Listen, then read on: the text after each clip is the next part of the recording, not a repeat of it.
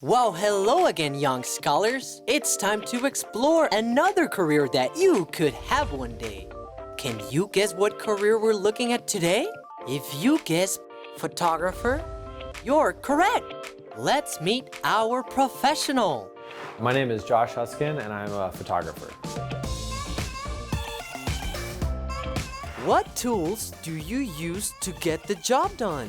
I use a camera, I use a computer, I use lights and stands, and lots of coffee.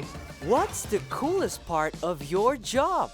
And the coolest part about my job is I like being able to see my pictures in print, whether that's on the side of a bus or on a billboard or in a magazine. What is the funniest thing about your career? One time we photographed a chef who owns a breakfast restaurant, and we put pancakes on his head. Luckily, he was bald. What super skill do you use in your career? My super skill in being a photographer is being responsible, since I'm my own boss. I have to be responsible with coming to work on time and keeping a schedule for myself. I have to be responsible with all my clients' projects and turning in photos to them on time. When I get an assignment from a client, I will get what they need, and I always go beyond what they've asked. And that always pays off, because then that work turns into future work for me.